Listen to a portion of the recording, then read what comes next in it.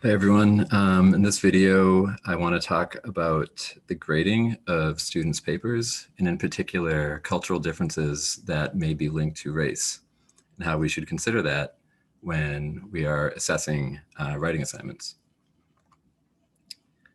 So why should we consider race when grading? Well, despite its socially constructed nature, race affects everyone.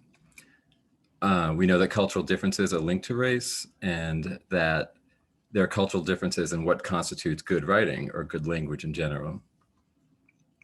So we've known for a while now that there is a gap between the grades that you get depending on your race.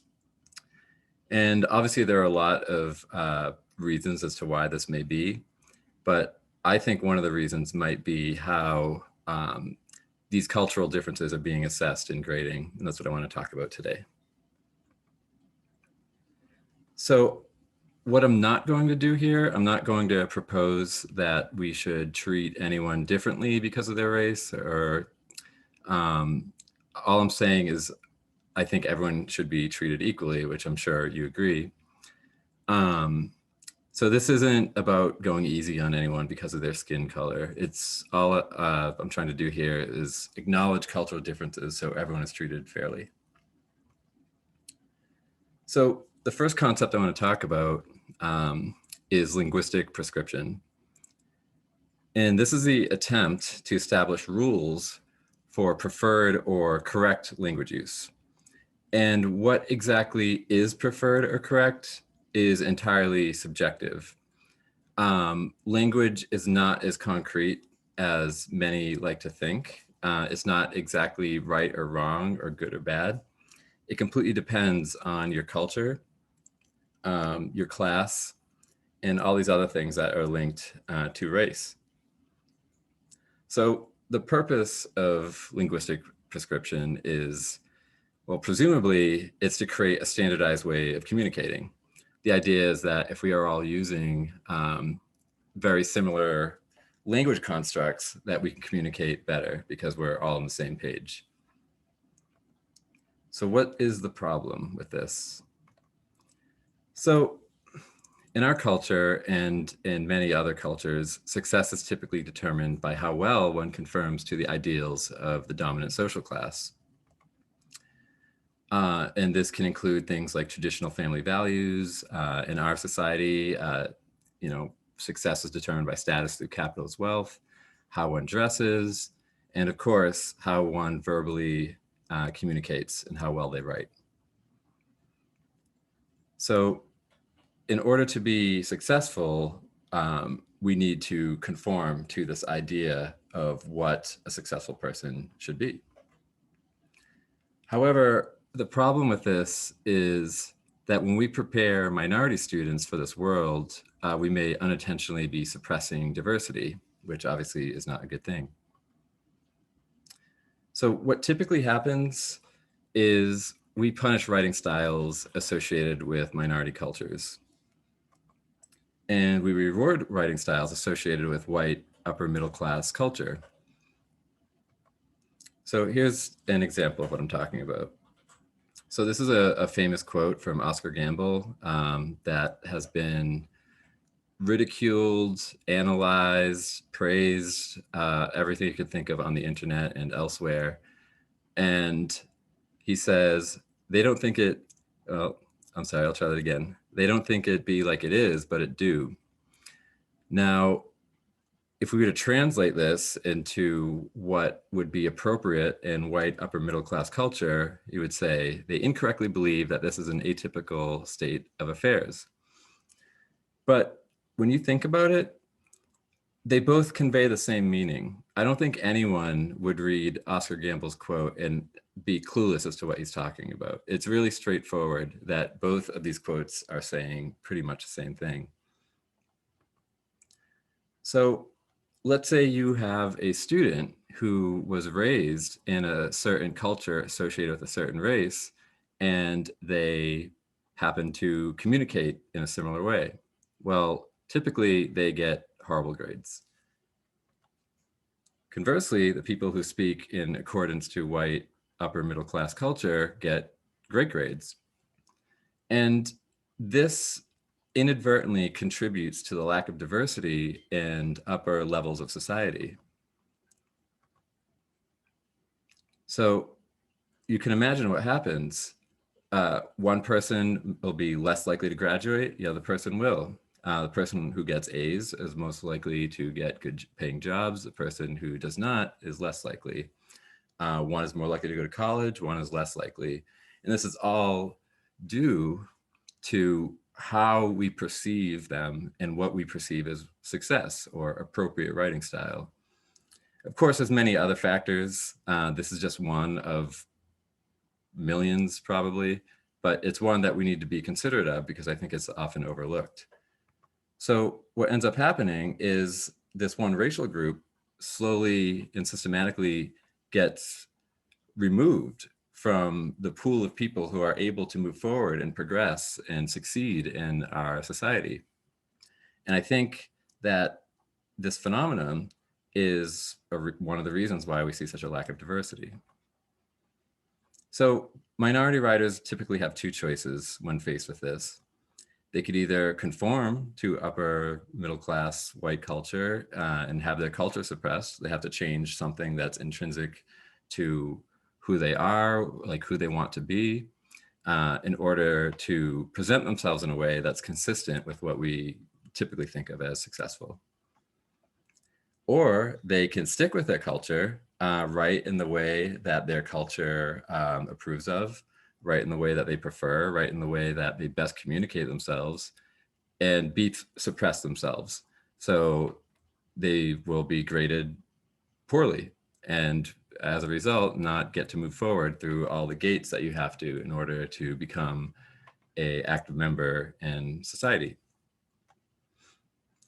So criticism to what I'm saying here is, well, standardizing language is good. If we're all talking on the same wavelength here, we're all speaking the same dialect, then communication is better, it's facilitated. So it's good to get people to conform to one specific standard. However, to a degree, that's true. If we're all speaking English and someone's dialect is so far off the mark that you can't understand them, that would obviously be a problem. But we typically understand most of the dialects spoken here in America. When someone from a different culture starts speaking to you, whether they're from the South, whether they're from the North, whether from West Coast, East Coast, whether from upper middle class or lower class, we understand what they're saying. We recognize that they're speaking differently. We recognize that they are communicating differently, but we understand them. We see it in pop culture. We see it in the music we listen to. I think most people are able to understand mostly everyone in our country. And this is normal. Linguistics, and linguists themselves have known for a while that all languages have natural variance, and yet people still understand each other. It's completely normal for people within one overarching country or culture or use of language to understand each other. This is how it works in almost every society. And while standardizing language to increase clarity is certainly useful and a good thing, strict prescriptivism devalues these legitimate alternative dialects as incorrect. Despite the clarity being just as good or even better in some cases, we mark those as wrong. We take this red highlighter and highlight everything that we think is not proper grammar, everything that uses improper punctuation or improper word use, even though while we're reading it, we understand it perfectly. So I want to point out that language is not concrete. Not only is there variance, but language, there's no right way to write or to speak. Language is constantly evolving. It's evolving right now. It has evolved throughout all of history. And what typically happens is that these prescriptive writing rules lag behind. And I'll just give you one example.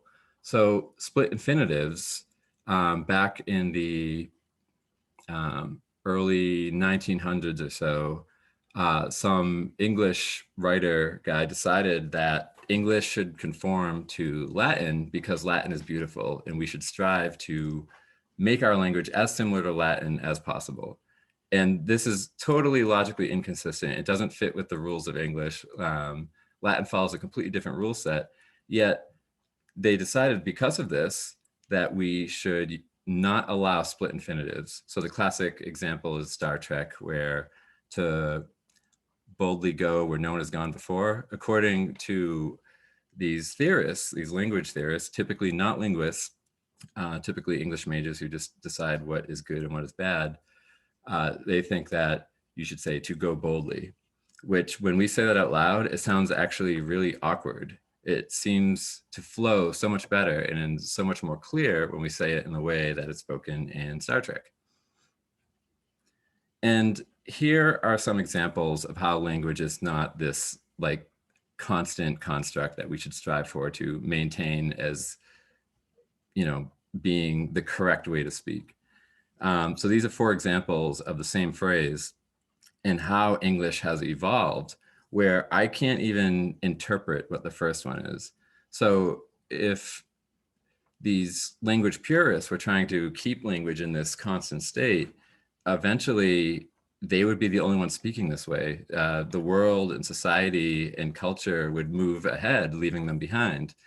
And this is something that happens. We notice that typically like academic writing seems to not really fit how people typically speak out in the real world. And just to show you that, you know, this is something that has always been happening and there's always people who are complaining, these are some historic quotes complaining about the evolution of language. So in 1961, here's a good one. Recent graduates, including those with university degrees, seem to have no mastery of the language at all. In 1917, every high school is in disrepair because its pupils are so ignorant of the merest rudiments. 1889, I always try to use simple English, and yet I have talked to classes when quite a minority of the pupils did not comprehend more than half of what I said. And this keeps going and going and going and going and going. And I could just list quotes going all the way back throughout history to the very beginning, which we do have quotes from ancient Sumerian texts complaining about the writing of the younger generation. So we tend to think that there's this correct way of writing and that any evolution or new ways of speaking or writing are bad or incorrect, but that's just not true. Language is this socially constructed thing that is nebulous, constantly evolving, constantly shifting, constantly moving in these new directions. And if we try to suppress language because of a certain cultural association, because it's not upper white middle class, what's going to happen, and what does happen, is our writing is going to be left behind. So what can we do? What can we do to stop this selecting of people who speak a certain way? So my first recommendation is do not try to fight the natural evolution of language. It's happening. Slang is going to become official words in the dictionary. Grammar rules are going to shift and change all the time, as they always have. Word use is going to change. New words are going to pop up constantly, especially in this technological age. And we shouldn't fight these things. We shouldn't discredit people because they're interacting in a new way that maybe we are not familiar with, but I would argue that we should be. So my recommendation is to grade on clarity, not specifically on traditional grammar rules. Ask yourself, do I understand this? If the answer is yes, if they're communicating their ideas clearly in a way that makes sense, then they succeeded in the goal of language, which is to communicate. And finally, I highly recommend immersing yourself in other cultures. So listen to music about other cultures, read literature, film and TV, and above all else, just talk to people in other cultures, interact with them, learn the nuances of these dialects that you might be less familiar with because you had different privileges than some other people. So There is a risk in this. I understand that the real world out there, that people who, that this is how society expects people to write. So we don't want to send people out there after graduating, writing in these dialects and have them not get a job because society, the rest of society is not on board. I completely agree with that. So what I would recommend is preparing students for the real world, saying, hey, this is how they write out there, but the way you write coming in here is just as valuable, and it has its place, and it's not incorrect. It's not wrong. I'm not going to grade you poorly because you wrote this way. So maybe I would suggest having exercises where in their typical natural writing, they can communicate as they naturally do. And then you can have exercises where you try to translate that into professional writing that can be used in everyday language. And that way you're not disparaging their language, you're not devaluing it, you have an appreciation for it, yet you're still preparing them for the real world where they can be successful. The whole point of this is not to send the message that their writing is wrong. We're not trying to suppress culture here, and we shouldn't eliminate people for communicating in the way that they naturally do in a setting where it has no other effect than their grade. So I didn't make any of this up. If you want to check out these sources, I highly recommend them, not just as sources, but for further reading. They're extremely informative about how linguists think about language, how language evolves, how academic writing, there's been this movement to essentially accept these newer writing styles, and how a lot of these newer writing styles are attached to race, and how we can avoid selecting these people out of academia and, of course, success in the real world, and how we can increase diversity through how we grade. And that's it. So thank you. I hope this was informative.